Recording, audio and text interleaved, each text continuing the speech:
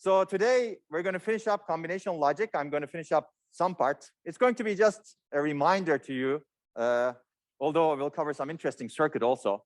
And then we're going to start and hopefully finish, I don't know for sure, sequential logic design. And by the end of today, you will be able to design finite state machines that can, for example, control traffic lights and maybe even things that can do other interesting things. So everything that you see can be modeled with a finite state machine, actually, as long as you know the input states and outputs. And hopefully you will see that. This is a very powerful concept, I think. But first, we will complete combinational logic. We covered a lot of things, actually, in combinational logic in the last 2 lectures. We covered many combinational logic blocks. This is a reminder to you. I'm not going to go through this entire thing. And we covered a lot of interesting notions, SOP and POS, sum of products and products of some, standard form representations, logical completeness, and logic simplification via Boolean algebra. And basically, this is where we left off. Even though we did simplify logic, I wanted to spend some more time on logic simplification because there are many ways of doing logic simplification. Clearly, using Boolean algebra axioms, theorems, simplification rules enable you to do it. Looking at the truth table and looking at patterns, finding patterns in the truth table enable you to do it. But of course, there are methodical ways, like starting with the sum of product form that we discussed and then reducing it in a methodical way. You can also do it that way. So there's no single way of logic simplification, actually, but some are more methodical than others. So remember, this was the full adder in sum of product form logic. This is the full adder's truth table. And this is correct. It was correct earlier also. And sum of products form says that you basically form every single min term, and the min terms that lead to a 1 in carry I plus 1 are connected to this OR gate. Basically, the function C I plus 1 function is an OR of the min terms that lead to a 1, and sum function is OR of the min terms that lead to a 1 in the sum output. Okay, that's nice, right? So if you want to simplify this, again, you can basically start with the sum of products form that we saw, write it as a Boolean equation, and basically go through Boolean algebra to simplify it. That's one way of doing it. Eventually, you'll arrive at something like this, basically. This is the simplest form you can get. The sum is an XOR, a 3-input XOR of A, B, and Cn.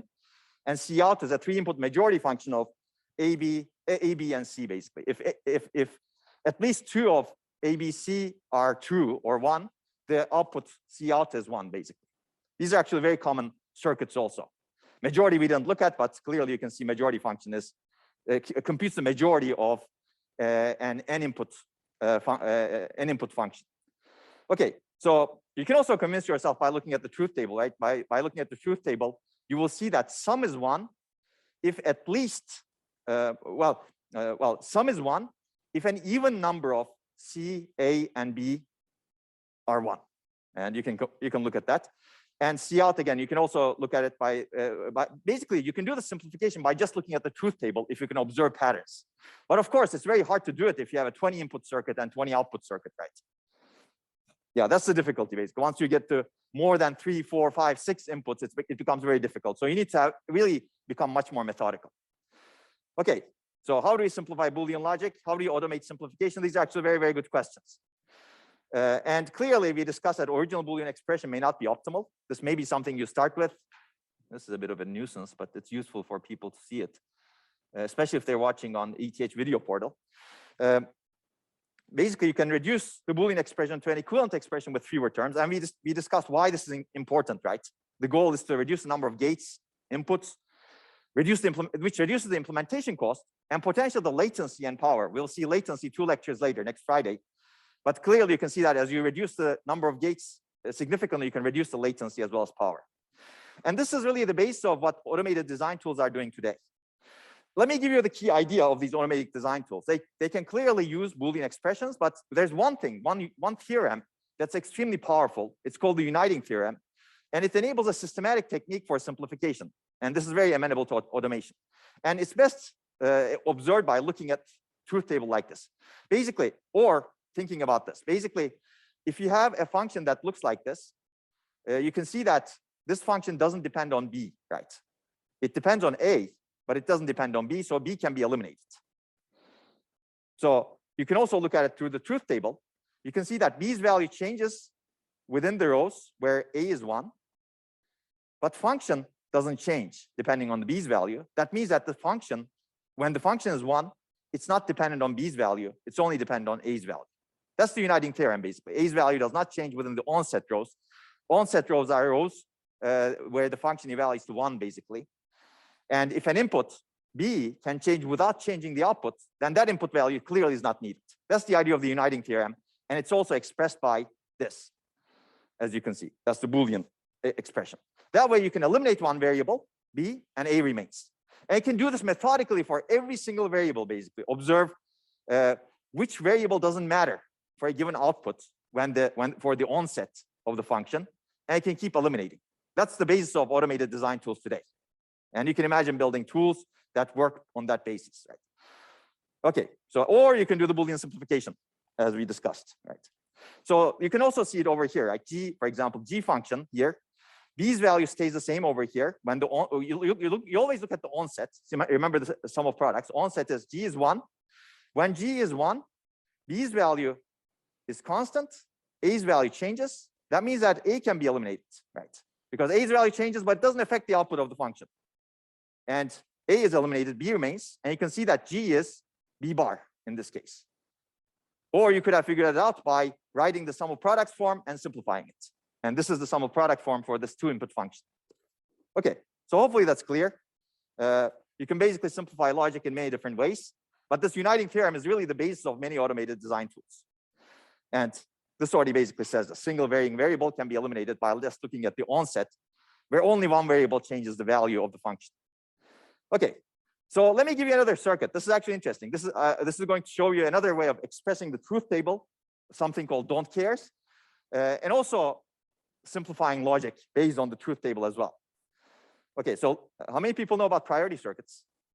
Okay, some people, not many people. But priority circuit, basically, it has inputs. Inputs are requesters with priority levels. They request a resource, for example. It could be a bus or wire that is used to communicate. And you may have many requesters. You may have a machine learning accelerator. You may have a CPU. You may have a GPU. You may have memory. And they may have a static priority among them. Maybe a more interesting example in a self-driving car. You need to access, for example, a memory location. And there's a single bus to access a memory location. Which important accelerator should get prioritized? Well, maybe the braking system gets the highest priority.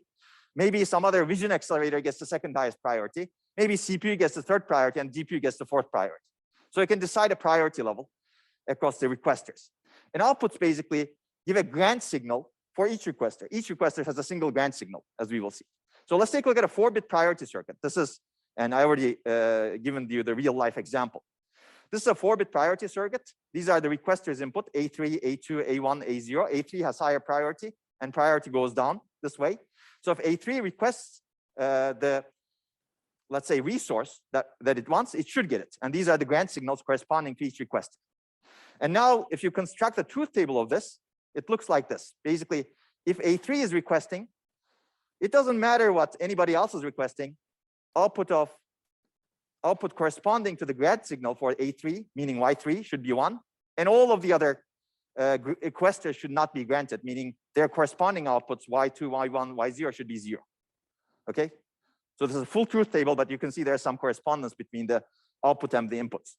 If A3 is not requesting, but A2 is requesting, then A2 should get the circuit, should get the resource, meaning Y2 should be 1, regardless of what A1 and A0 are. That's the notion of priority, because A2 has priority over A1 and A0. If A1 is requesting and A2 and A3 are not requesting, you can see that these are the 2 rows, then it doesn't matter what A0 value is. Y1 should be 1 and everything else should be 0. And the poor A0, that's the lowest priority requester. If it is requesting and when no one else is requesting, it should get the, well, somehow it moved fast. Yeah, it should get the output and its corresponding grant signal is asserted. And if no one's requesting, clearly, none of the outputs should be granted, right? None of the outputs should be 1. So you can see that this is a very static priority circuit. You can make it more dynamic, meaning you can change the priorities, but that changes the truth table. Now the question is, how do you simplify it? Well, one way of simplifying this would be you write the sum of products form. That's going to be a huge equation, clearly, right? For each of the outputs, you write sum of products form for each of the outputs, and then reduce the Boolean expression. Yes, you can do that, sure. And eventually you'll get what we will see. But another way of, I don't know what's going on. My computer is very slow here. Okay, another way of reducing this, simplifying the circuit is basically rewriting the truth table this way. Now we're introducing some new terminology, X. X means don't care. Meaning, in this case, for example, the way we read the last row is, if A3 is 1, it doesn't matter what the values of A2, A1, and A0 are, then Y3 should be 1, period. And the other output should be 0, clear, right? And again, similarly, if A3 is 0 and A2 is 1, it doesn't matter what A1 and A0 are, Y2 should be 1, and Y3, the other output should be 0. And you can basically keep doing the same thing.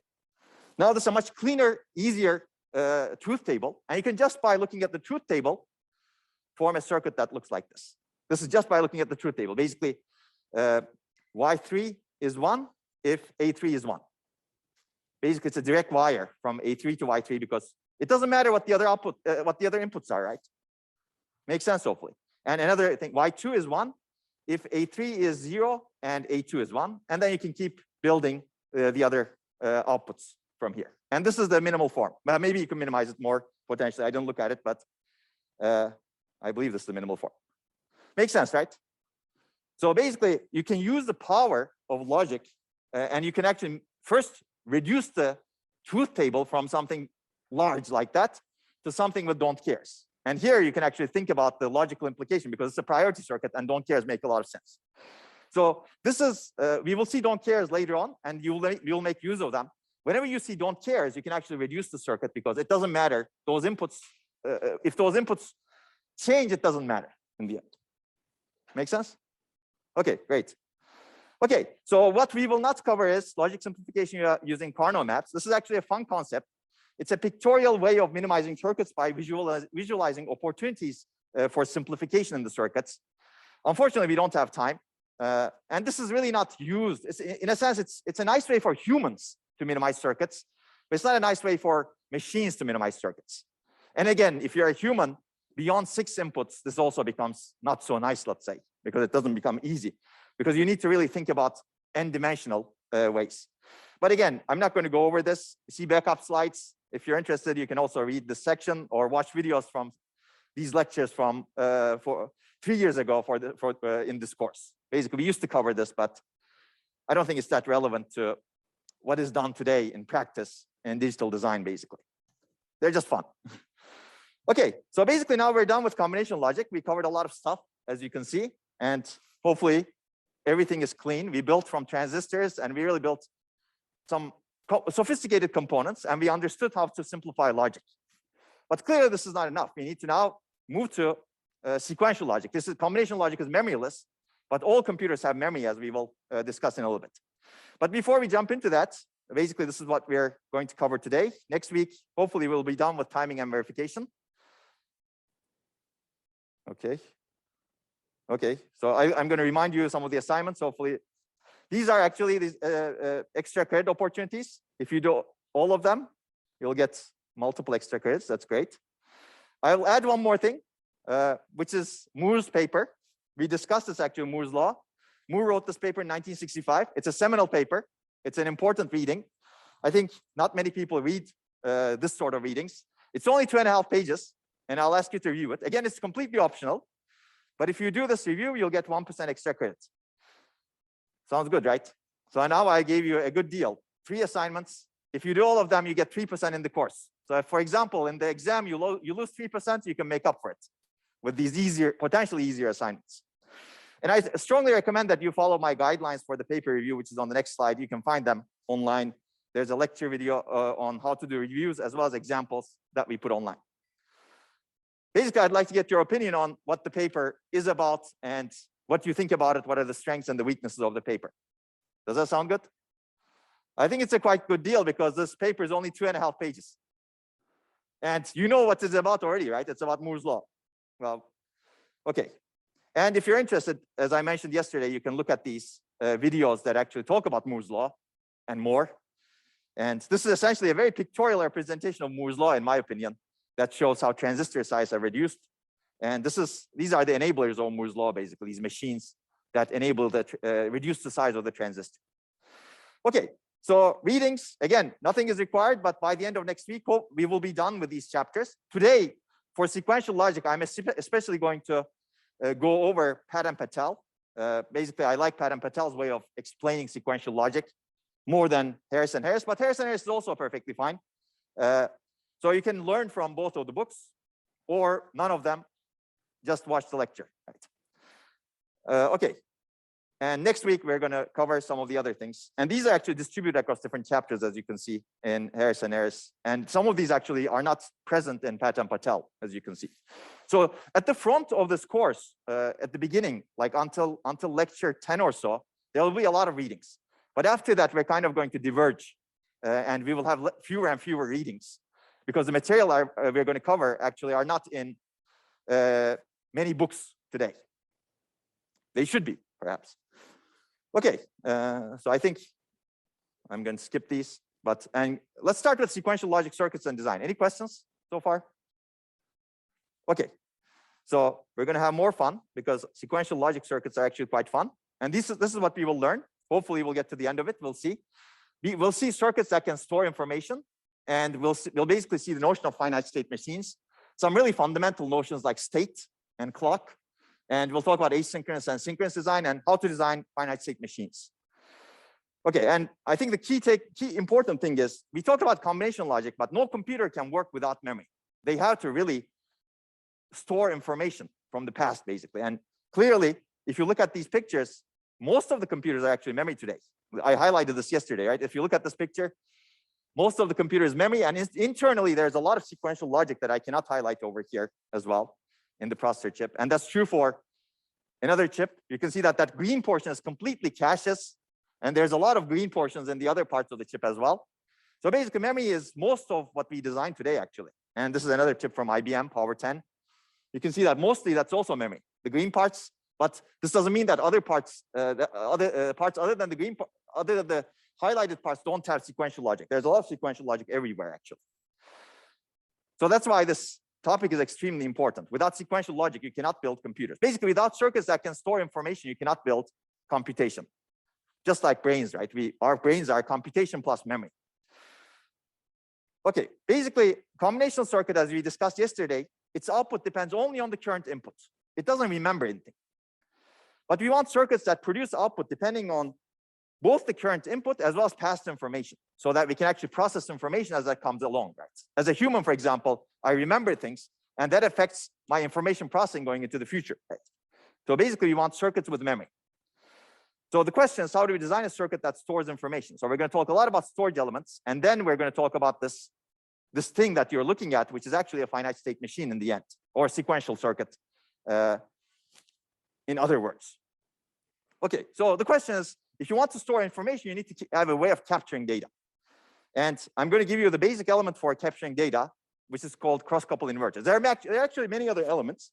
When we talk about memory organization and technology in lecture 22 or so, we will see other technologies.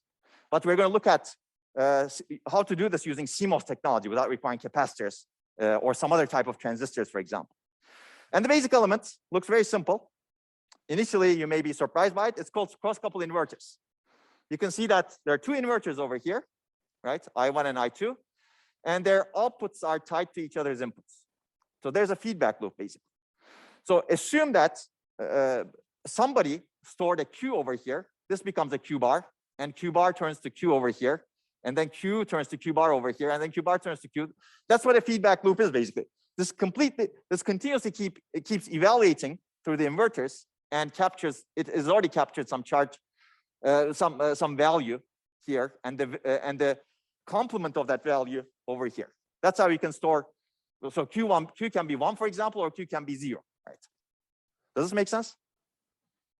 Maybe it looks a bit weird initially, but you can do the logic, and assuming that this was, let's say, this is 0 to start with, this becomes a 1, and this becomes a 0, and this becomes a 1. So basically, you've captured some value that cannot escape anywhere, right?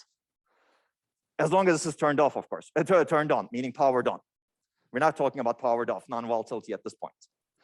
So basically, there are two stable states. Q can be 1 or Q can be 0. Okay? I'm not telling you how to set it yet, because this thing by itself doesn't enable you to set it. We're gonna figure out how to set it soon. Okay, these are the stable states copied and pasted from your book, and you can convince yourself these are the stable states. There is also a third possible metastable state. This is unfortunate, with both inputs oscillating between 0 and 1. If you didn't set this correctly, basically, you can get into a situation where both inputs change from 0 to 1, 1 to 0, 0 to 1, 1 to 0, and then eventually somehow randomly they settle to some value. This is something that's not desirable. We'll talk about that, especially in timing, 2 lectures later, but I'll mention that in the next element that we discuss also. Okay, does that make sense? Maybe metastability doesn't make sense, but don't worry about that right now. So basically, this is a storage element. This is a very basic storage element in CMOS, but it's not useful if you cannot set Q right. And here there's no mechanism to set Q. How do I put a 1? How do I set Q equal to 1 or Q equal to 0? There's no way, right? You have to somehow magically insert electrons there, but there's no control basically over here. So more realistic storage elements have a control mechanism for setting Q. This doesn't mean that what we discussed is actually not used. So I'm going to show you an example to motivate you, and then we're going to talk about more realistic storage elements. So we will see the RS latch soon. Sometimes it's called an SR latch, basically reset set latch or set reset latch. But let's look at SRAM. This is static random access memory. All caches are made of these elements. I'm not going to tell you exactly how it operates today. We're going to talk about it in lecture 22. But this is the cross-coupled inverter that we just saw. It just has a mechanism to set the value from here to 1 and from here to 0, for example. That's how you can store the charge. Basically, these transistors over here allow you to set the value and reset the value in this case. This is a different kind of circuit than what we're going to examine. But all of the caches and microprocessors today are built using this sort of circuit. So when people talk about 32 megabytes of cache or 64 megabytes of cache, they look like this. Basically, you have 32 mega bytes of this, and this is a single bit. Okay, so this is just to show you that what we just discussed is also used. You just need a setting mechanism. Okay, we will get back to SRAM and DRAM later. DRAM is completely different, of course, but let's not talk about it right now. So let me give you the big picture first. Today we're going to talk about latches and flip-flops. These are extremely fast elements, basically very fast parallel access, but very expensive. You will see this soon. They're going to require tens of transistors. Sometimes maybe hundreds, actually, as we will see. Basically, very expensive, as you can see. SRAM, static random access memory, is cheaper and still relatively fast. It's a bit slower, but it's cheaper. We will see how it's constructed later on, and you will see it in your labs also. It's still expensive, but less expensive. 1 bit costs about 6+ transistors. So if you go back to the picture that I showed you over here, this is 2 transistors. This is 2 transistors. These are 1 transistor each. So you have 6 transistors over here. There are other versions of it with more transistors, but we're not going to talk about them. Dynamic RAM, we talked about DRAM at the beginning of the lectures just to motivate, right? This is slower. This is what main memory is made of. Reading destroys content. We talked about refresh, needs special process for manufacturing because it's capacitor based, but it's cheap. 1 bit costs only 1 transistor plus 1 capacitor. That's why this is main memory. It's outside of the CPU almost always. And you can have many billions of bits over here. And then you go to other storage technology that's outside, even further outside. These are much slower. They have different technologies, flash memory, hard disk, tape.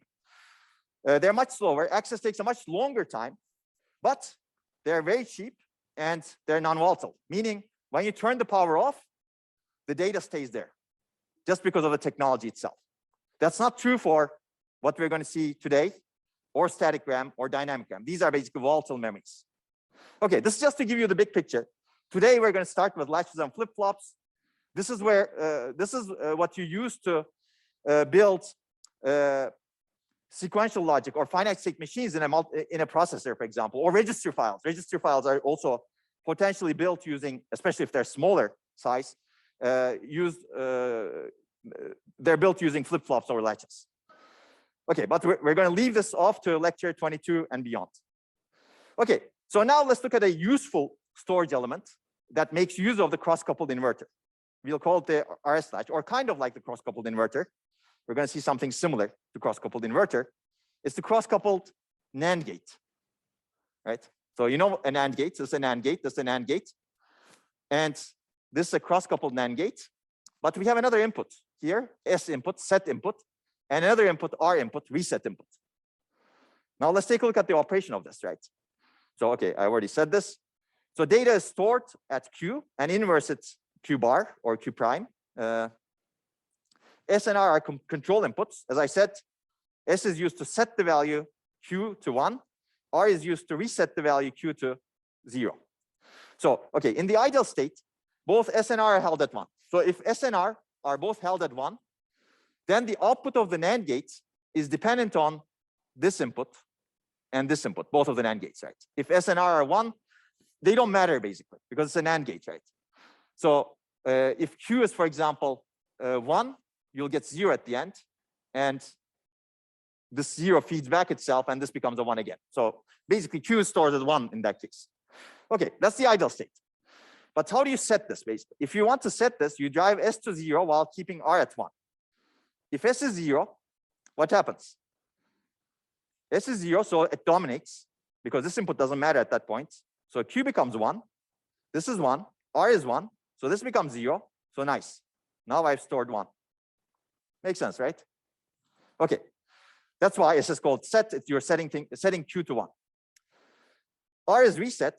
If you want to reset this, meaning set Q to 0, you drive R to 0 while keeping S at 1. So let's take a look at what happens. R is 0.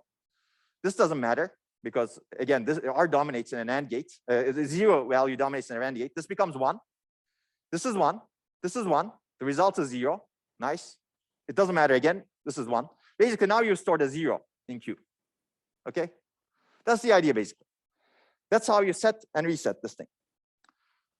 Makes sense, right? This is basically pure logic, again. The difference is kind of this feedback loop that goes back, right? As long as you maintain the invariant that Q is the complement of Q bar, or Q bar is the complement of Q, there's no problem. But if you somehow make a mistake, then problems may happen. So what is the mistake? Let's talk about that a little bit. This is the mistake, basically. You should never set S and R to 0 at the same time, right? If you put S and R to 0 at the same time, so this becomes 1, right?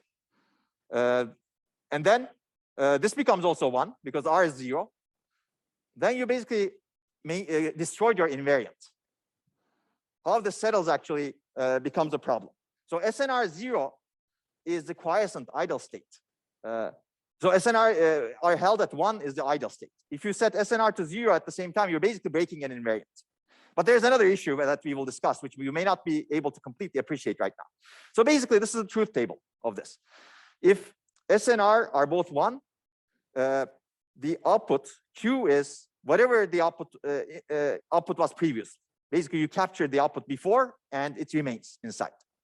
If R is 1 and S is 0, Q becomes 1.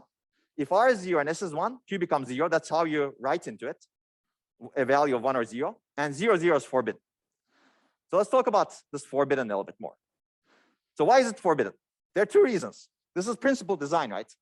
You should not look at the circuit and basically in the steady state, idle state, when S and R are both 1, Q should be Q bar, right? But if R and S becomes 0, Q and Q bar will both settle to 1, which breaks our invariant. This causes a problem later, which is number 2 over here. If S and R transition back to 1 at the same time, now how does the circuit settle? It becomes very interesting, right? Now you have 1, 1 over here and 1, 1 over here. How does the circuit settle? It basically settles based on the variation it's essentially the latency variation that you have inside these gates and the wires. So you don't know, basically, in the end. Because you start with something that was forbidden, that broke the invariant, right? And you basically change it to 1 and 1, which is supposed to store what was previously stored, but you don't know what was previously stored because both of them are 1. That breaks your invariant. So that breaks a fundamental principle. And also, circuit-wise, we'll talk about metastability later on. But basically, the Q and Q bar start to oscillate between 1 and 0 based on the, again, variations in the circuit. At some point, one of them dominates based on which transistors inside the gates are bigger, for example. And you don't know that. This is perfect. It's purely based on manufacturing. and the circuit eventually settles to one value. It may not be the value that you want, but maybe you don't know what you want if you set SNR to 0 to begin with. Makes sense, right? This is actually, I think of this as a basic principle design, right? Principle says Q should be the complement of Q bar. If you do something that violates it, then you're definitely doing something wrong. So you should not do it. So even this number 1 is enough for me to not do this, right? But again, if you give this option to someone in the world, they will do the forbidden thing. Or they may do the forbidden thing without knowing, right? And that's not good. Basically, we do not want an element like this where somebody can go into a forbidden state and at some point, things may not work. So that's why we're going to develop something that doesn't have this problem. Okay, if you don't understand method stability, we'll talk about that later in timing. So ask me questions about method stability 2 lectures later. But assume right now that this is forbidden, but we don't want this forbidden. So how do we get rid of this forbidden? That's why we developed the gated D latch. These are interesting names. You need to remember them somehow. Basically, we want to guarantee correct operation of an RS latch. We don't want to allow someone to actually set R and S to 0 at the same time. How do you do that? Well, basically, the way you do it is basically to make sure that S and R never can become 0. And this is how you can do it. This is one way of doing it, actually. That's why it's called a gated D latch. Basically, you really want to write a data value, right? You don't really care about this SNR. You want to write, you want to say, I want Q to be 1 or 0. And that's the data value over here. And you want to be able to say, sometimes I want to change the value. Other times I don't care, I don't want to change the value. So you have 2 input signals now. The data value that you want to write, and the write enable signal saying, I want to write this data value. So if write enable value is set to 1, input is set to 1, then Q should get the D value. I don't really care about what these are. Those are internal signals now. If write enable signal is set to 0, Q should keep the prior value it was set to. Makes sense, right? That's the basic storage element now. And now I don't care about RNS. In fact, I made sure that they're not going to be 1 at the same time or 0 at the same time. We'll see in that logic, you can see something over here. Basically, Q takes the value of D when write enable is set to 1.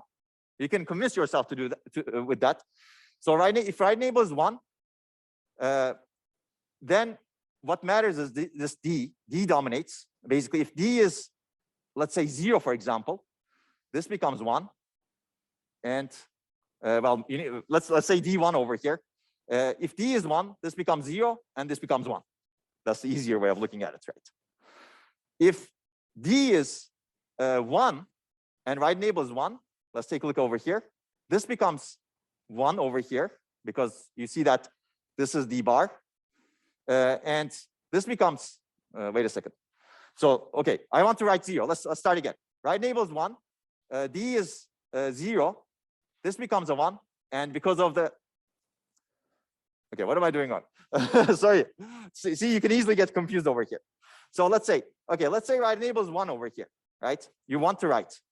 And you want to pass the D value over here of 0. Okay, you want to pass the D value of 1 over here if you want to write 1. So this, both of them are 1. This becomes a 0. Okay, now Q becomes a 1, right? That's exactly what we want.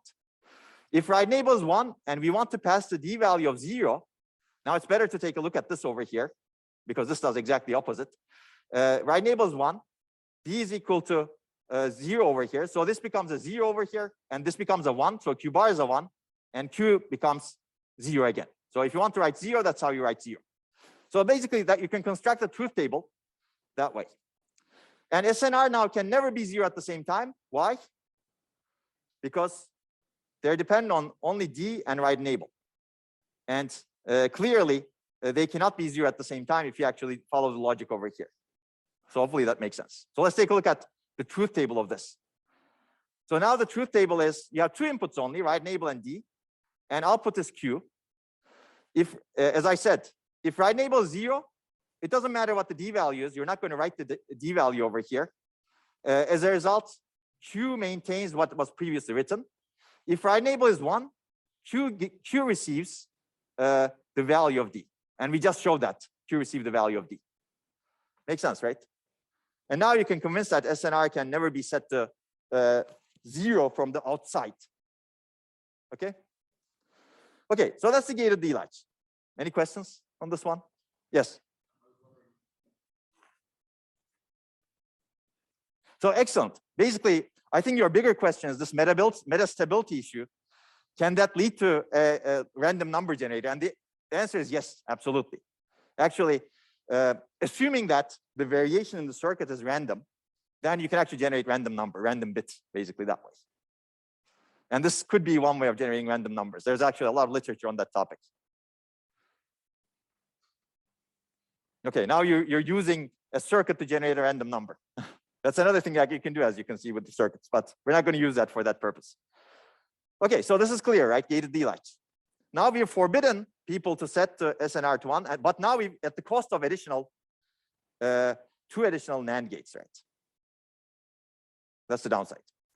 Okay, so now let's talk about the concept of a register. So how can we use D latches to store more data? Basically, this is our D latch, and this is our write enable signal, as we discussed. If you don't want to store only 1 bit, but you want to store 4 bits, well, use more D latches, put them in parallel, and they can operate at the same time. So if you want a 4-bit value, for example, their write enable signal can be shared, but they may have different data bits input into the latches. Okay, so that's what this says. Hopefully this is easy, and this is represented. Basically, it's called a register, a structure that stores more than 1 bit and can be read from and written to, as you can see. And this register holds 4 bits in this case, and there's a notation that says output is Q 3 through 0. This means you have basically bits 3 through 0, and that's 4 bits. If you had, for example, 16 bits, that would be Q 15 through 0. 32 bits, Q 31 through 0. You will see this notation a lot when we talk about Verilog, for example, next week. And this can be abstracted this way. This 4-bit register has a single write enable signal, a 4-bit data input, and 4-bit data output, whatever the current state is inside there. Okay, now we're going to build memory out of these registers, actually, or similar to registers. So let's talk about memory. Memory is really comprised of locations that you can write to or read from. So let's take a look at an example abstract memory array. Somehow that didn't work. Okay, so basically you have four locations in this case, 4 addresses. Every unique location is indexed with a unique address. We call it an address. And if you have 4 locations, you require 2 address bits, right? That's what it. So you need 2-bit addresses to actually specify 4 locations in memory. This is clearly a very small memory. Today's memories have billions of locations. But in each location, you may store 8 bits. So if you look over here, there are 8 bits. So this is an 8-bit register, basically. You can think of it that way. And this is called addressability, the number of bits of information stored in each location. And you can read the rest. Addressability is 8 bits over here. And the entire set of unique locations in memory is referred to as the address space. This is just for your information. Whenever someone says you have an address space of 4, that's what we see over here. And you have an addressability of 8 bits, that's what we see over here. And if you have an address space of 4, then the addresses should be log 2 to the 4 size bits. Typically, memory is much larger, and I don't need to tell you that clearly. Now, let's take a look at how we actually form this memory. Let's implement a simple memory array. This is going to be very simple. 3-bit addressability and an address space of 2, meaning you have 2 locations. So you need an address, 1-bit address, and each location contains 3 bits so that we can fit it on the slide, for example, and follow it more easily.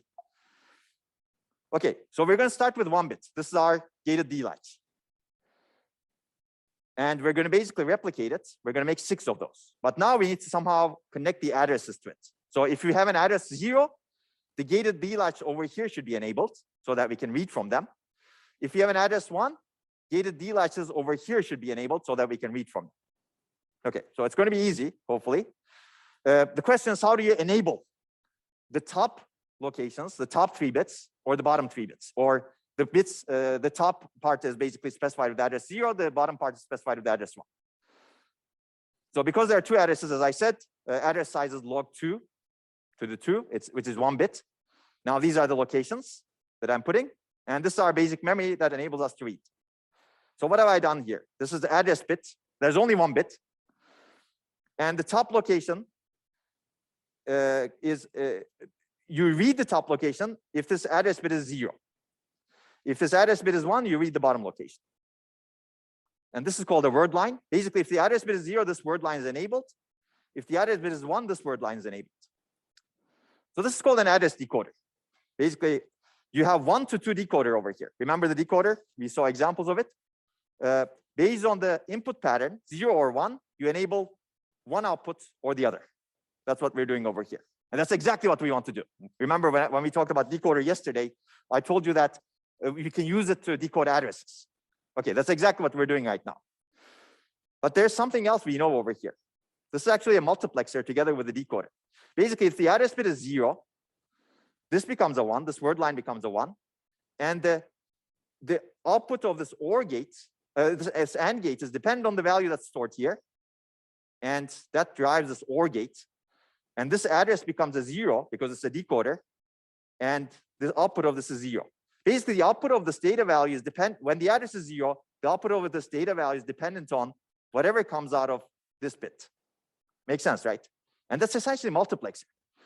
This structure together with this structure is really multiplexing the value based on the address. Address is your select bit, and the 2 data bits are actually data bits stored here and here. So you can convince yourself. And clearly, these are actually operate exactly the same way. So remember, because it's a decoder, only one word line is enabled, either this or this. So if the address is 0, you get the value of this gated D latch in this output, and this gated D latch in this output, and this gated D latch in this output. If the address was 1, you get the value of this gated D latch in this output, this gated D latch in this output, and this gated D latch in this output. Makes sense, right? Again, this is complete logic. We've already seen the decoder and multiplexer.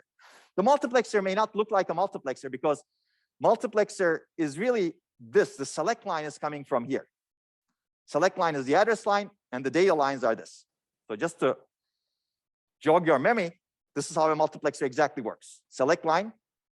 If the address is 0, you take the top part. If the address is 1, you take the bottom part. And you can actually invert or rotate this multiplexer that we have seen and convince yourself that this S is actually the address bit over here. Sorry. And this is the inversion that you see right here, actually. Okay. Okay, so hopefully that's clear. We're going to actually build a bigger memory right now if my computer lets me move to the next slide. But before that, we want to be able to write to the memory also. I just show you how to read from memory. Writing to memory, again, very similar. We need to select an address and write to it. Oh, wow. Okay. Okay. Basically, we use the write enable bit. We've already seen this write enable bit. We're going to add that. And basically, if this address is 0 and write enable is 1, then the data value propagates into the output over here, just like we've seen in the operation of the D latch. We've already seen that. If this address is 1 and the write enable is 1, then the data value over here gets written here. And we've already seen the operation of the gated D latch. That's how it should operate, and that's how it should work. And again, because the write enable is ANDed with the address value, that's how you ensure that this is the write enable signal of the gated D latch, basically. When do you write to this gated D latch? If the address is 0 and write enable is 1, if you're writing to memory. That's true also for here, also for here. If when do you write to this gated D latch? If the address is 1 and write enable is 1. That's why you enable the write enable signal of this gated D latch and this gated D latch and this gated D latch. So this is the write circuitry. Before I showed you the read circuitry, this is the write circuitry. And hopefully they all work. Now, if you put it all together, you need to have the read circuitry and the write circuitry together. And I just put them together over here. I didn't add any magic, but basically, this is the write enabled circuitry that we added. And this is the read circuitry that we showed earlier. Now, this is a 2-location memory array where each location stores 3 bits. And you can write to it and you can read from it. It's beautiful. This basically, you can also now draw the transistor level implementation of it, right? Because we basically started with a transistor and built up everything. There should be no gap in knowledge over here. Okay, now let's take a look at a bigger memory array. So how do you make it bigger? Well, if you want to make it, so this is 2 locations and each location 3 bits. If you want 4 locations and each location 3 bits, that's it. You make the decoder bigger, you make the multiplexer bigger. That's the idea. Okay, wait a second, it's moving too fast for me. So this is the decoder. Now, because you have 4 locations, you need to have 2 address bits. And how do you decode the address? A 2 to 4 decoder. This is exactly a 2 to 4 decoder, right? And then how do you multiplex the data that you're reading? Your select line is the output. Basically, it's a 4 to 1 multiplexer because there are 4 locations to read from, and you want to read one of them. So you have a 4 to 1 multiplexer over here, and the select lines of the multiplexers are really dictated by these. These are really forming the. These are really the select inputs. The addresses are really the select inputs, basically. Does that make sense? Yes, please. I just made it up. Yeah, it could have been just 1 bit. It could have been 8 bits. A more realistic one would be 8 bits, but I just wanted to be consistent with your book. The book, Pat and Patel actually has exactly the same example. But it could be, basically, you see that the different bits are operating exactly the same way, right? They're connected to the same write enable signal, as well as the same address word line. Makes sense, right? So you could actually extend this to 64 bits or 10,000 bits. So you can have 4 locations where each location stores 10,000 bits. Yes.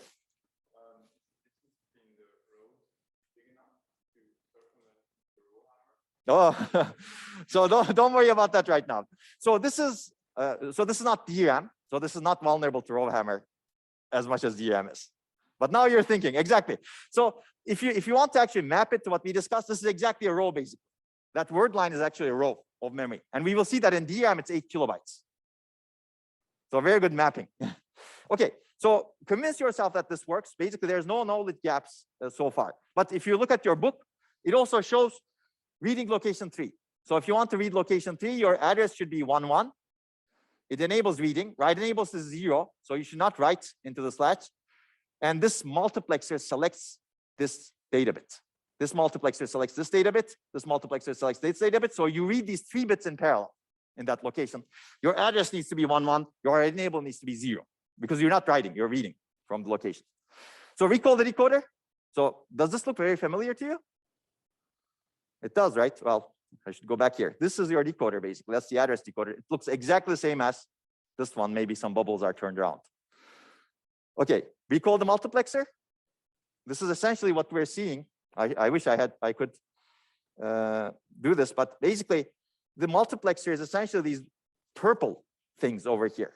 These purple things, plus, of course, these ones over here that are not highlighted, are really the multiplexer. Okay, so this is a 4 to 1 multiplexer. We just use these 2 plus the gated D latch and connected them together to form memory and replicated them to form memory. Okay, let me see. Let me finish this and then we're going to take a break. This is going to be very quick. But now we've built memory. That's great. We're going to soon start sequential logic after this and finite state machines. But let's talk about implementing logic functions using memory also. Remember, we use multiplexers to implement logic functions. We use decoders to implement logic functions. Now we built memories out of multiplexers, decoders, and gated D latch. You can still implement logic functions with memory. I think this is fun, actually. This is really amazing. So this is our bigger memory array. It's a 4 to it's basically 4 locations, right? Let's assume that you want to implement a logic function. This is your logic function, and everybody recognizes what this is, right? It's an AND function. How do you implement it? Well, you have 4 memory locations. Each of them stores the bit you want in the output, 0, 0, 0, 1, and inputs are the address bits, which is the 2 to 4 decoder over here. But basically, you can implement an AND function by storing 0, 0, 0, 1 over here. And when you have address 0, 0, you get a 0. When you have address 0, 1, you get a 0. When you have address 1, 0, you get a 0. When you have address 1, 1, you get a 1. And that's your AND function, basically. This is essentially a lookup table. And a 2 to the n location n-bit memory can perform any n input, m output function. It's beautiful. It's expensive, clearly, for AND. But if you want to really build a much more sophisticated function, for example, I don't know, square root, it may be not that expensive. Not as expensive as really building a square root in combinational logic. So memory array is used to perform logic functions in this particular case. And each address is the row in the truth table. Each data bit is the corresponding output value. Makes sense, right? I find this really beautiful. Okay, So lookup tables are commonly used in FPGAs, and this sort of lookup tables are also used in FPGAs, similar to the multiplexers. And I'm not going to go through this. Your H&H chapter actually has kind of a nice explanation of an old FPGA, and you can read it, but it's completely optional. You don't need to read it. But know that these lookup tables are actually used in real systems. Okay, so this is a great place to stop and take a break, and we're going to get back with the bell. We're going to talk about sequential logic circuits. So let's continue. I will get back to where we left off, but I will mention one thing before we continue, because some of your colleagues who are doing the readings realize that Harris and Harris has a different SR latch, and that's true. I forgot to mention it. SR latch can be built based on cross-coupled NAND gates, which is this case, or cross-coupled NOR gates. And you can convince yourself they actually operate similarly, but the inputs may need to be a little bit different. The truth table is clearly different, right? Because cross-coupled NOR is different from cross-coupled NAND. But your Harris and Harris book talks about cross-coupled NOR. I find cross-coupled NAND a bit easier to explain things, but again, this is just a choice, right? So if you read Pat and Patel, they talk about cross-coupled NAND. Okay, so I wanted to clarify that. So hopefully that's clear. In the end, the basic operation, there's nothing, in the fundamental operation, there's nothing different between cross-coupled NOR and cross-coupled NAND. Okay. In the end, they're both operating based on the cross-coupled inverter principles. Okay, any questions? Any other questions that anybody wants answered in a burning way? Okay, I don't see anything. So let's move on to sequential logic circuits. Now you know how to build memories. That's great. What can we use these memories for? And now we're going to build logic circuits that can do things like controlling traffic lights, or giving you, I don't know, a vending machine controller. I'm not going to cover that, but you can find that in your book, Pat and Patel, for example. Okay, so what's a sequential logic circuit? Basically, I've already said this. We examine circuit elements that can store information. Now we will use these to build circuits that can remember past inputs and operate on past inputs. And the way I like, the analogy I like in terms of sequential logic circuits is this versus this. Okay, has anybody used this combinational lock? How many people? Okay, a lot of people, that's good. Has anybody used this sequential lock? It's also called, in English at least, it's called combination lock. It's really kind of annoying terminology, but okay, I think more people have used the first one, right? Can I see a show of hands for combinational on this one over here? Okay, what about sequential? Okay, I think sequential is losing. So basically, these are two different types of locks, but I think the analogy is very nice. If you look at this lock, the output, meaning output, there's only one bit output over here, whether this is open or closed, right? The output depends only on the current inputs.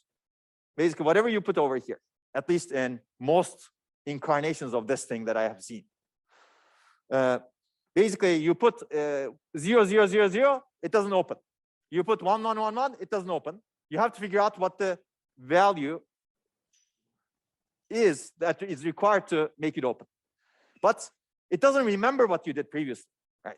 You may have put 1,000 different numbers and you may have been unsuccessful. It doesn't remember. As long as you put the correct number at a given point in time, you get it open.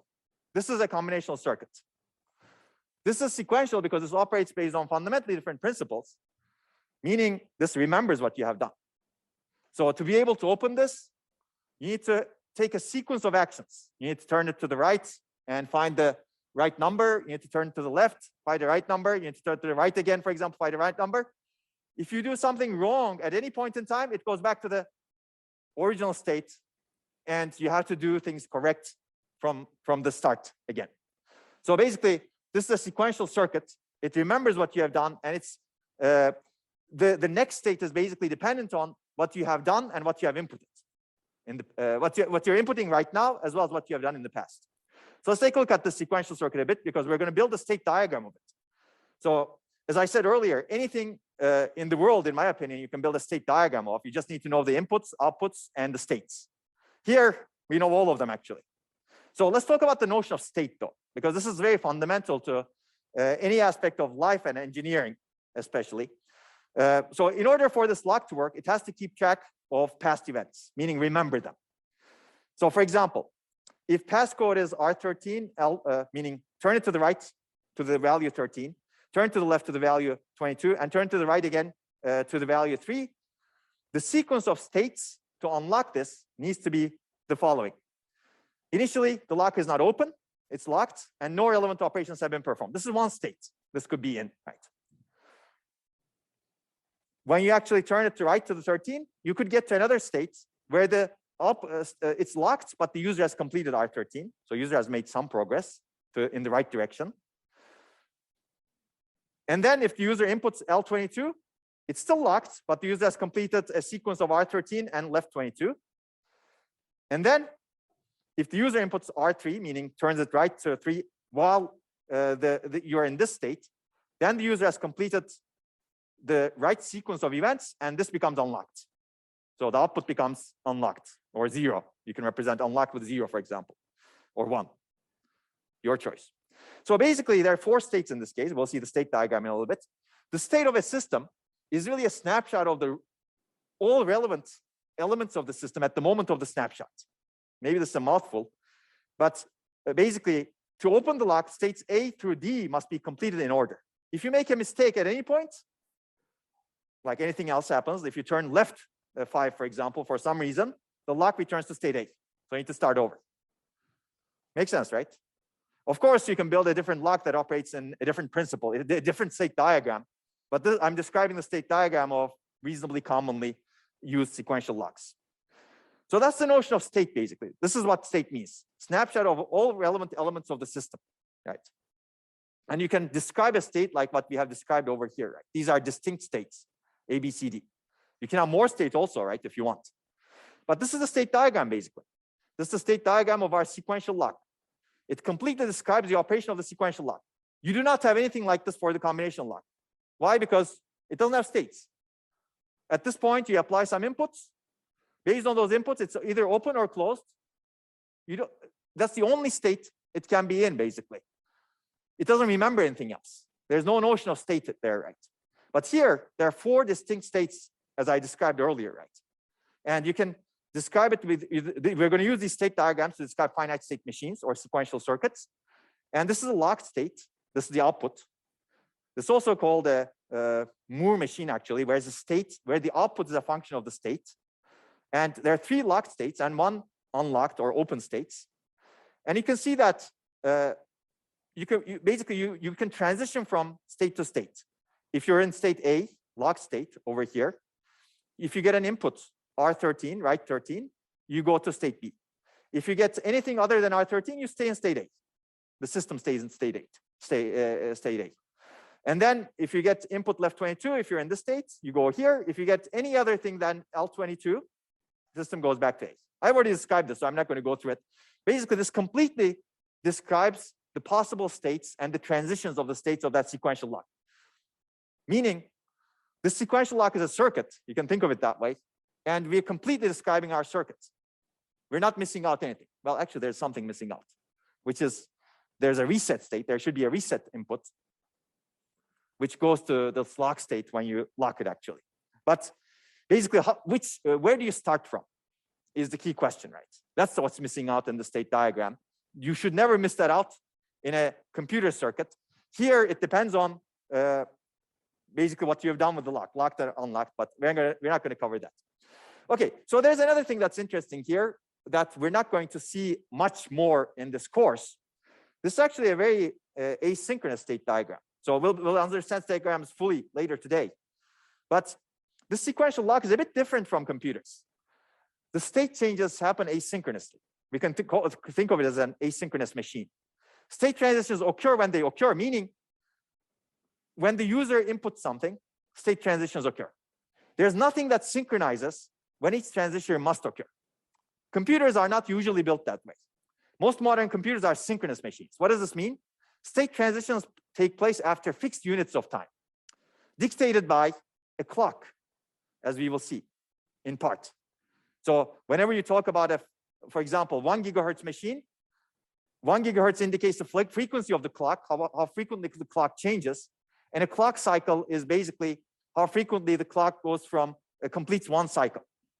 And state transitions happen at the beginning of the cycle. Why is this done synchronously? To ease the design of a complicated machine. There's no reason why you cannot design an asynchronous computer, actually. People are working on it, but it's very difficult to design, it turns out.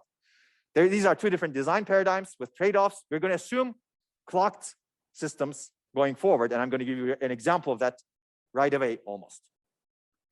Okay, but keep in mind that we're going to talk about synchronous systems with clocks, but this doesn't mean that you cannot design asynchronous systems as well. We're going to get back to the slide in a little bit after we see the notion of clock. Okay, so another simple example of state. Again, I'm not going to talk about computers. I'm going to give you an example from a standard Swiss traffic light. So hopefully everybody here knows that a standard Swiss traffic light has 4 states, and hopefully that hasn't changed recently. So there's a green state, right? That's nice. Yellow state, red state, and the 4th state is this, red and yellow. Get ready to go, basically, right? So these are 4 distinct states. And this is a state machine.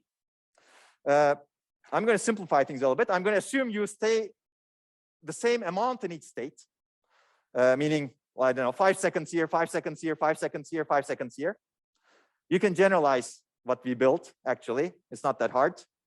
But the sequence of states are always as follows, right? You have state A. This could be state A, and then you go to state B, and then you go to state C, and then you go to state D, and then you go back to state A. And assume that you stay in each state an equal amount of time. How do you move from one state to another state? There's no input, right, in this particular case. You have to have some notion of time. You have to have a synchronizer, basically. Time is synchronization in the end, right? So that's where we need the notion of a clock, right? Because there are a lot of examples like this where you need a notion of time that is real, and clock comes in. Actually, it's very interesting. If you go to the philosophy of time, you really need to, what is time is a very fundamental question in the end, right? What are clocks? Actually, physicists and philosophers actually talk a lot about this, which we're not going to talk about. We're going to assume a clock exists. And it determines a real time that we can think about. So when should the light change from one state to another? We need a synchronizer or clock to dictate when the states should change. And this is basically a signal. There's some oscillator that generates a signal, and the clock goes from 0 to 1, and then state as 1, and then goes from 1 to 0, and then state as 0. This is one clock cycle. And then clock repeats that. So I will animate this again, like forever, basically, while the system is in operation. Okay, this is another way of looking at it, basically. This is from Pat and Patel. One clock cycle is this. So during that clock cycle, state doesn't change. You stay in state A, which is the green light. At the end of the clock cycle, or at the beginning of the next clock cycle, you go to the next state, which was the yellow light, right? That's good, I remember that. Yellow light. And then you stay, the light stays yellow for this clock cycle, and then at the beginning of the next clock cycle, it becomes red, right? You can keep doing it, basically. It keeps continuing. Does that make sense? So that's why you need the notion of a clock, because you need some notion of time. And all synchronous systems use clock. So let's take a look at this a bit more. At the start of the clock cycle, when clock goes from 0 to 1, system state changes. During the clock cycle, the state stays constant. And we will see how important this is later on. So in this particular case, this is important because you don't want to change the state, right? In the middle of the state A, you don't want to go to red, for example, right? It's green and you don't want to keep changing. In systems, in real systems like we will see, that's the same thing, basically. If you build a processor, you have one state, and during that state, you're operating with the values of that state, and there's some combinational logic that evaluates. For example, you're doing some addition, and it needs time to finish. And that time is dictated by the clock cycle. Meaning, you need to set your clock cycle long enough so that that combinational logic can finish its operation so that you can move to the next state. This will become much more clear when we talk about timing and verification. But this clock cycle is really important so that you can design your combinational logic so it can finish what it needs to do within a clock cycle. So in the Swiss traffic light example, we assumed it's 5 seconds, right? But when you design a microprocessor, you usually have a target. Okay, I'm going to have a 10 gigahertz machine. 10 gigahertz machine has a clock cycle of 0.1 nanoseconds. 1 gigahertz is 1 nanoseconds, 10 gigahertz of 0.1 nanoseconds. So I have 0.1 nanoseconds to finish work and then go to the next state. So you cannot have any combination logic that takes more than 0.1 nanoseconds, because if you have it, the results are not available when the clock changes. If the result is not available, that combination logic is useless. Well, it's actually wrong. It computed something that you couldn't capture. Right? Again, this will become more clear when we talk about timing and verification. That's why clock is so important. So when you set your clock cycle to that value, you should make sure your combination logic finishes before the time that's dictated by that value, 10 gigahertz, or you should extend your clock cycle, or you should change your state diagram to account for the fact that combination logic does not finish, and you cut the combination logic and make sure the work that's needed to be done by that combination logic is done in the next clock cycle. These are all things that you can play when you actually design a system. This will again become more clear when we talk about timing and verification. But that's how the notion of a clock works. Does that make sense? Okay. Okay. So the Swiss, this light is actually a very nice example, in my opinion. I have a funny story over here. Not all places in the world actually have this fourth state.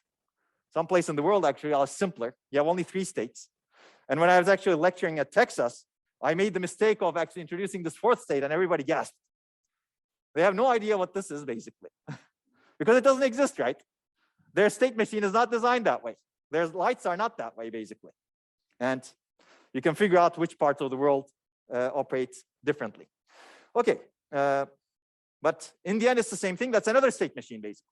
And actually, if you really want to make this different, okay, maybe I'm getting ahead of myself, but for example, if you want to stay in state A 20 seconds, and state B 5 seconds, state C, I don't know, 5 seconds, and state D another 20 seconds, you can have one state over here where it's green. In the next clock cycle, you go to another state so that you can stay 5 more seconds. In the next clock cycle, you go to another state, you can stay 5 more seconds.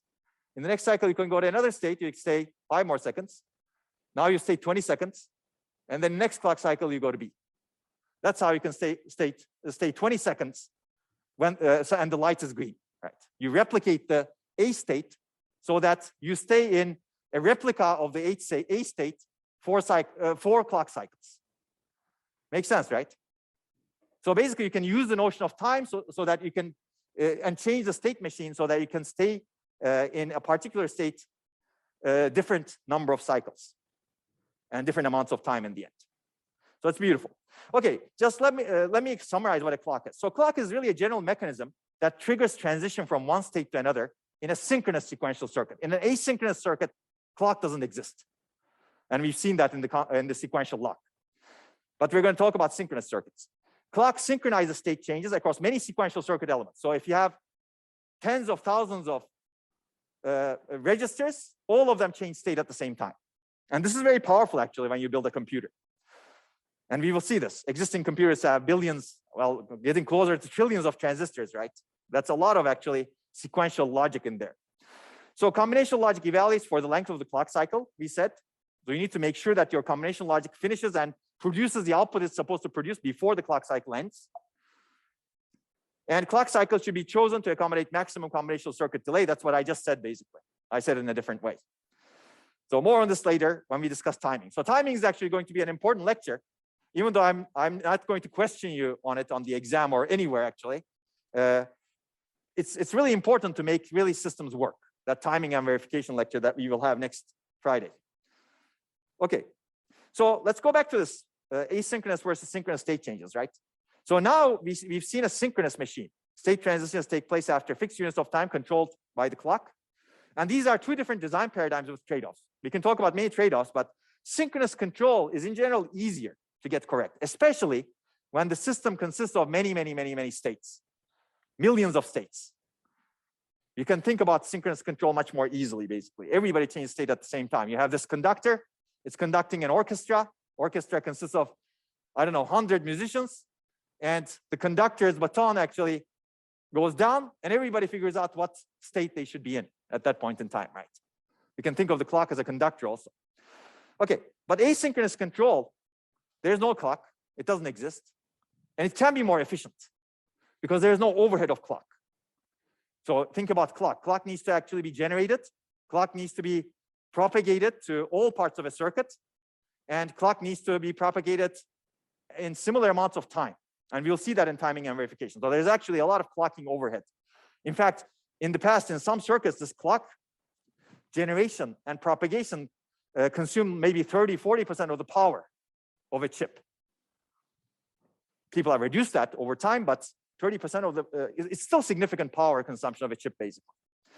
Okay, so we will assume synchronous systems in most of this course, even though asynchronous systems may be possible.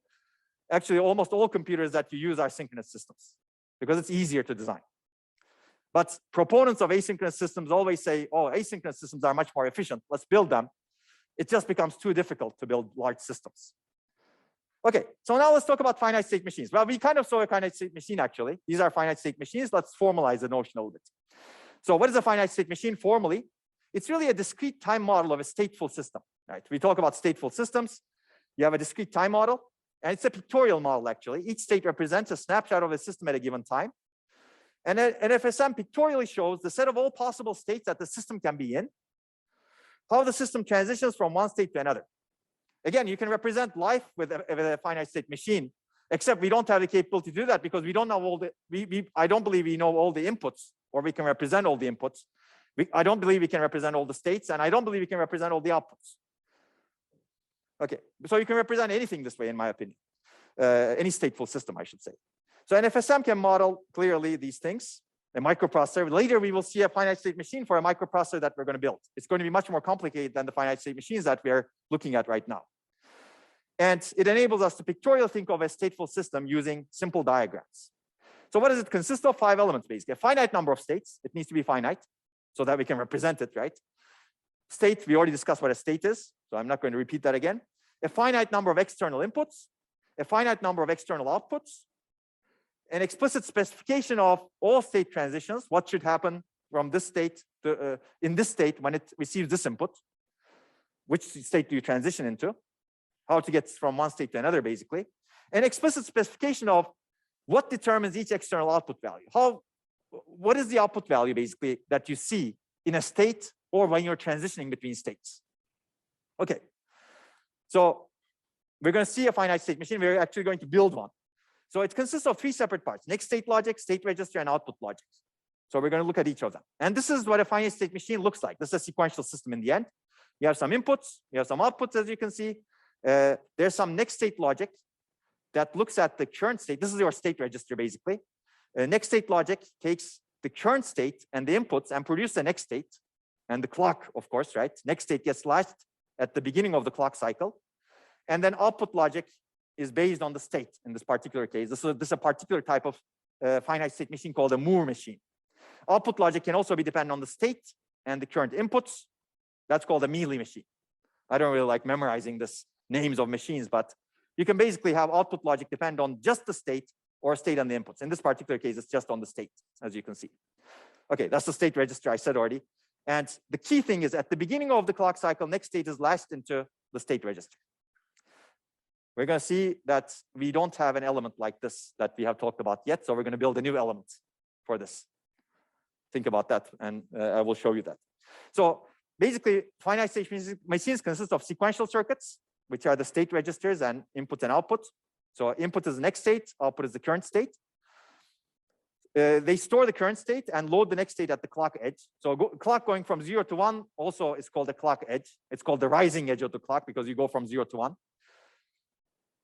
Combinational circuits are the next state logic, which determines what the next state will be, and the output logic, which determines what the output should be. Okay. So let's talk about the sequential circuit, because as I said, we don't have this element. What we want from this element is it captures the next state when the clock goes from 0 to 1, and it doesn't change the state during the clock cycle. Unfortunately, whatever I showed you before doesn't satisfy this criteria. So let's talk about why. What happened here? Okay. Okay. So basically, we need 2 properties. We need to store data at the beginning of every clock cycle. Clock transition determines when the input is acquired and stored in the register. I'm going to call it a register for now. And the data must be available during the entire clock cycle. Basically, this register should not change its state during the entire clock cycle. Okay? Because, as I said, your state should not change, right? Your traffic light should not become red, for example, when it's supposed to be green. And your combination logic is designed to evaluate in the entire clock cycle. Okay, so let's take a look at this. This is the clock cycle. Well, each of this is a clock cycle. This is a clock cycle. Basically, you see the clock cycle boundaries. And if your register input looks like this, register output should look like this. Basically, you only, this is the state register input. This is basically the next state. You capture the next state at the rising edge of the clock cycle. This doesn't matter. This did not last enough for the rising edge, as you can see. And you capture the next state at the rising edge of the clock cycle. Basically, you don't capture it over here. You don't capture it over here. You don't change the state over here. You just basically do it synchronously, meaning at the rising edge of the clock cycle. That's the basic principle of operation of a synchronous machine. If you do it asynchronously to the clock, then there's no reason for a clock, right? Basically, you're violating the principle of the clock, because we set the principle saying we're going to be synchronous to the clock. If you do it in some other way, then you're basically violating that basic principle. And why did we set that principle? Because there's a reason why we want to stay long enough in the state, because there's some combination logic that's evaluating. And if you capture some state earlier, that combination logic depends on the prior state that was stored, or current state, and you're changing the current state while the combination logic is evaluating. So if you go back over here, well, actually here, yeah, this is what the state looks like. So state, there's some combination logic. This combination logic is evaluating, and it's assuming that it has the entire clock cycle. But if you change the state over here, if next state becomes state, or state becomes next state, before the clock edge arrives, then the value changes over here, and the combination logic, let's say, doesn't get confused, but it starts evaluating something else. And you will get the wrong value at the end. Okay. So that you're violating the principles of synchrony, basically. Okay, so that's what we want. Hopefully that's clear. This is the desired behavior. Now let's take a look at whether the gated D latch provides this behavior. And the answer is it doesn't actually. And that's the problem with latches. We call the gated D latch, it looks like this. We cannot simply wire a clock to the wide enable of a latch. Remember, that's kind of what we want to do, right? The latch, the register wants, we want to change the register at the clock edge. And one way of doing it is by wiring the clock to the right enable. Okay, this is one way. You can try to do other ways, and you will fail, in my opinion. If you don't fail, let me know. But whenever the clock is high, the latch propagates D to Q, meaning whenever the clock is 1, right enable is 1, Q becomes D. This is not what we want, clearly, right? Because we don't want that behavior. If you go back to this picture, whenever the clock is high, we don't want the register input, in this case, we don't want this to propagate to the register output. So this should not be latched. But gated latch is exactly latching this one. Gated D latch is exactly latching that one. So clearly gated D latch is not working for us. This is also called the latch is transparent, meaning whenever the clock is high, it's transparently propagating the value at its input to its output. So let's take a look at this. I kind of showed you actually earlier. If your register input is like what we have seen earlier, your output will change like this. And this will affect your combination logic, because this gets input to your combination logic inside your sequential circuit, right? Which is the next state logic, or the output logic. It can actually affect your output, because your output may be dependent on the state, right? It is actually in the Swiss traffic light. It's dependent on the state. Okay? Okay, so clearly this is not what we want. Also, this is not what we want. Your register input changes somewhere after the clock cycle, but that's not what we want. We really want that to change over here. Go to 0 at this point. If you go back 2 slides, well, yeah, 1 slide actually, you will see that. Again, why? Because you're messing up with the combination logic. There's some combination logic that's evaluating over here, and you're messing up with it by changing the state that's input to that combination logic. Okay, so this is undesirable, basically. The question is, how can we change the latch so that we create a desirable element with the properties that we want? What are the properties again? The input, or D, is observable at Q output only at the beginning of the next clock cycle. Basically, you store Q equals D only at the beginning of the clock cycle, at the rising edge of the clock, 0 to 1, when the clock is going from 0 to 1. And Q meaning the output of the state register is available for the full clock cycle without changing. And that's where we try to build a new storage element. Okay, I think I already said this. We need storage elements that allow us to read the current state throughout the current clock cycle and not write the next state values into the storage elements until the beginning of the next clock cycle.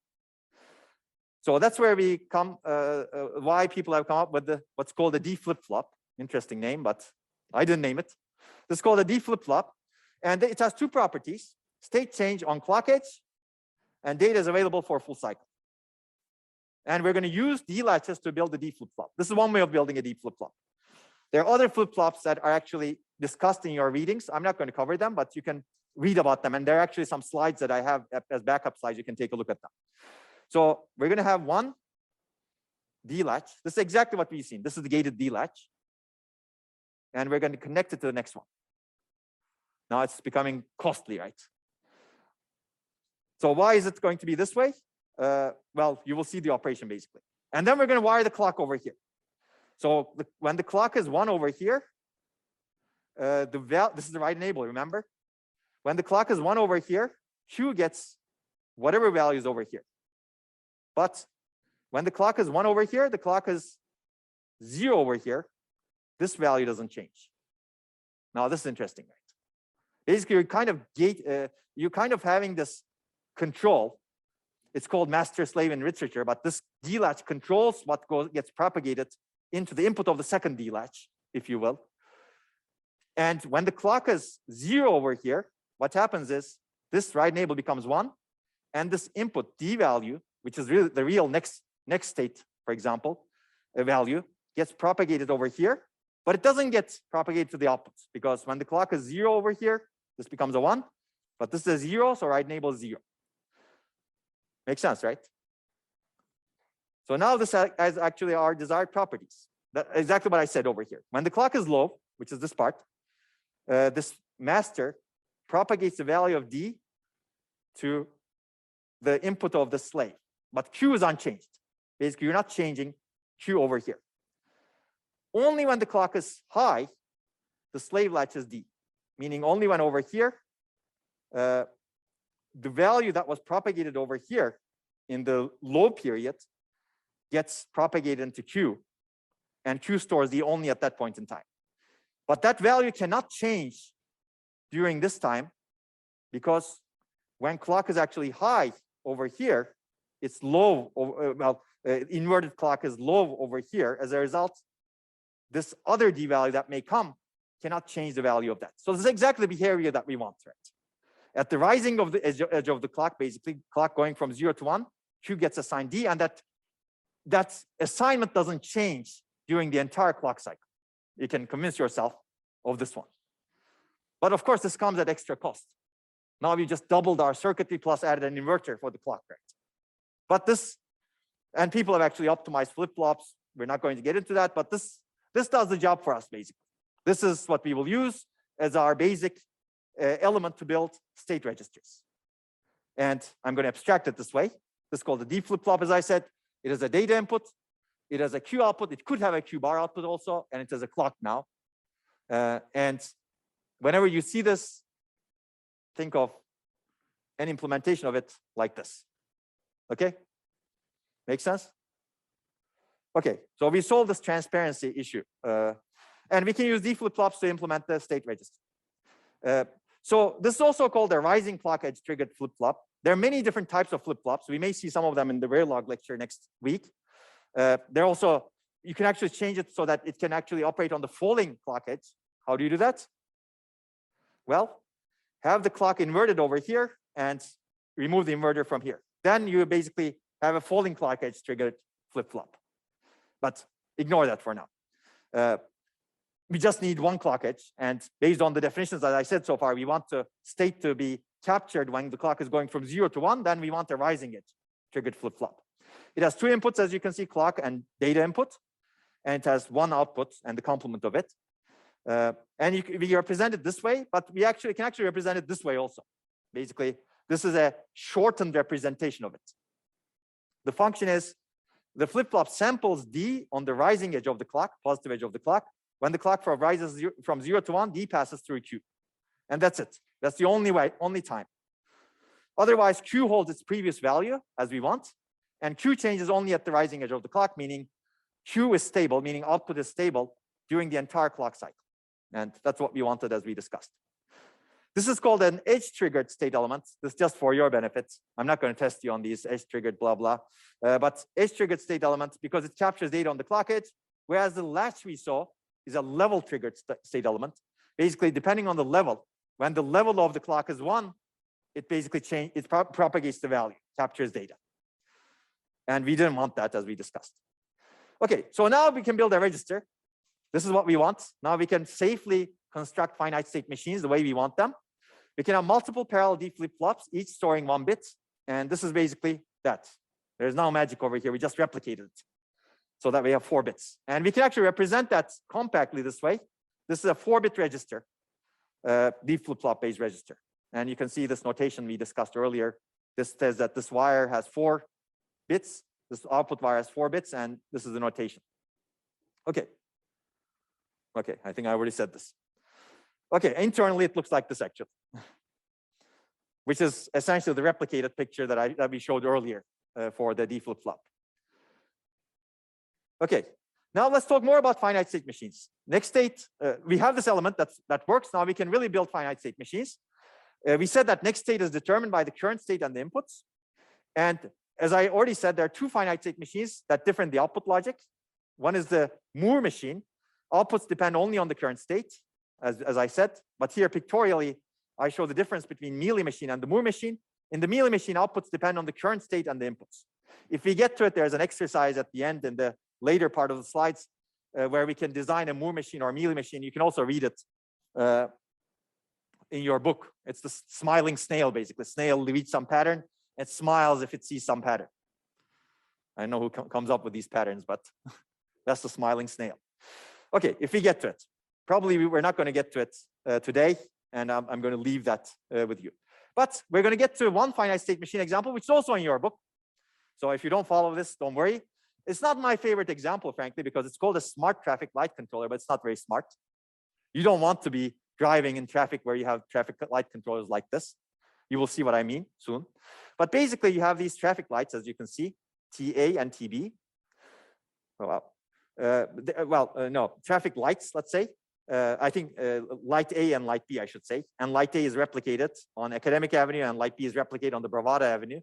And you have 2 inputs, traffic sensors, TA and TB. Basically, these are true when there's traffic in the corresponding boulevards or avenues. And you have 2 outputs where the lights could be red, yellow, and green, 2 different kinds of lights. State can change every seconds, basically. Normally, state changes every second. Basically, clock cycle is 5 seconds, every 5 seconds, I should say.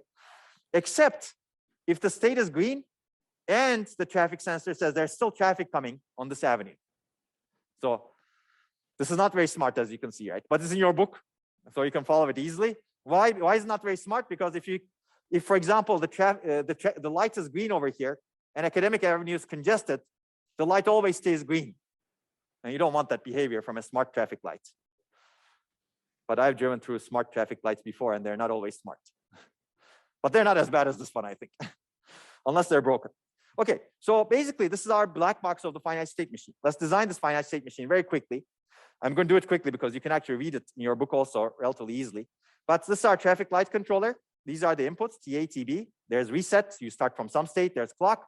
And these are the outputs, basically state of the lights in this current cycle, LA and LB. And clock is 5 seconds, basically. Clock cycle is 5 seconds. Okay, I already said this, I think. Outputs, I already said this. So let's take a look at the transition diagram of this. We're going to use Moore FSM, meaning outputs are labeled in each state. States are circles, and transitions are arcs. Initially, we start from some state. Academic Avenue gets the green, and Bravada Avenue gets the red light. Too bad for the people over here. And then if for example, if there's no traffic in the Academic Avenue, you transition to S1 state where Academic Avenue becomes yellow and Bravada Avenue still stays red. If there's traffic that keeps coming on the Academic Avenue, you stay in state 0. Okay. And then the transition from state 1 to state 2 is unconditional, meaning at the edge of the next clock cycle, you go to Academic Avenue becoming red and Bravado Avenue becoming green. And then depending on the state of the input, which is traffic on the Bravado Avenue, you either go to state 3 or stay in the state. And then another unconditional transition at the clock edge happens from state 3 and state 0. Basically, this completely describes what we want, assuming this is what you want, and this is what your book wants.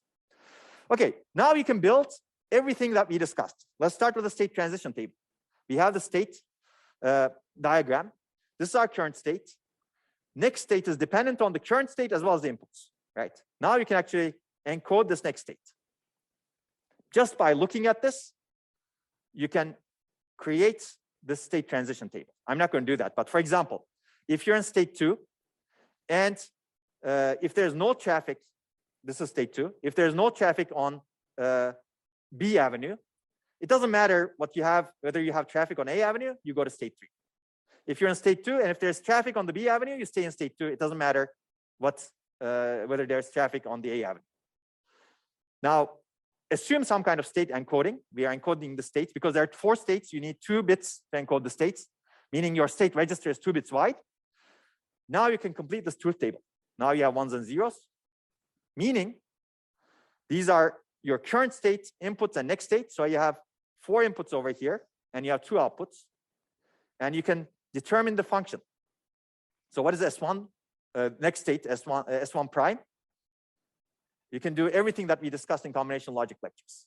Figure out when this function is 1, and then write an equation. And you can do that easily. I'm not going to do that again because we've done it multiple times. What is S0, which is the next bit in the state encoding? And then you can basically figure that out also. Okay, why is it going so fast? Yeah, that's this. And now you can actually go and simplify each of them. You figure out that this is S1 XOR S0, which is current state bits. And this is actually based on the TA and TB inputs. It just happens because based on the state encoding that we assigned over here. If you assign different state encoding, your functions will be slightly different, basically. Does this make sense? Basically, this is everything that we discussed earlier. This is combinational logic. You need to determine your next state based on current state and inputs, and that's combinational logic, and you can optimize this combinational logic. Okay, output table, similar thing. Your outputs are dependent on the current state in this particular case. You construct a truth table based on your outputs on the lights, and you need to give an output encoding. Green, yellow, red need to have some encoding because we're dealing with bits, right? And there are 3 states, so you need to have 2 bits. You cannot represent 3 states with 1 bit. Okay, and then these are your outputs. Basically, each of the lights have 2 bits, as you can see. Now, basically, you do the same thing that we have seen earlier. You express LA1 as a Boolean expression of current state bits, and LA0, LB1, LB0. And these are the functions, basically. Okay? This is the combinational logic that's needed to generate outputs based on the current state bits. Now our schematic is complete. Basically, this is we looked at the next state logic. We figured that out. We looked at the output logic. We figured it out. That's it. That's all you need. Now we have the state register. We have 2 bits because we have 4 states. These are the current states. These are the next states that are going to be generated. Let's generate them. Okay. Okay. Yeah, something is going really fast. Okay. So this is the next state logic. These are the current state bits. These are the inputs TA and TB based on the truth tables that we showed earlier. This is the logic that's needed for the next state logic. Simple. And at the rising clock edge, this combinational logic produces S1 bar and S0 bar, and that gets latched into the next state register. And then that's your current state for the next clock cycle. Okay, and the output is basically, we already figured that out also.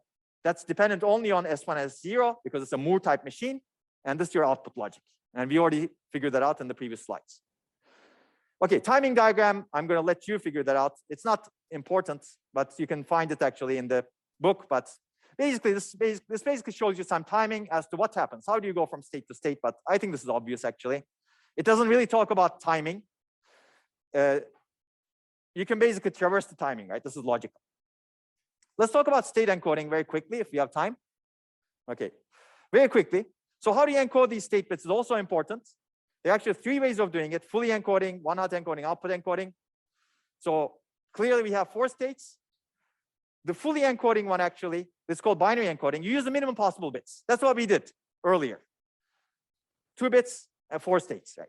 Okay, that's one way. This minimizes the flip-flops, but not necessarily something else. One-hot encoding is a different way. It's not basic example state encoding is basically you have 4 different bits, and each of them becomes a 1 depending on the state. And only one of them becomes a 1. This is called one-hot because only 1 bit is a 1 and everything else is 0.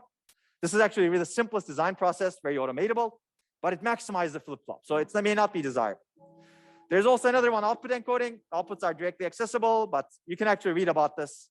Maybe we'll start with this one in the next lecture. And I will let you continue. In the end, it's a designer's choice, basically. Okay, this is where we'll stop. Have a nice weekend. And next week, we'll start here.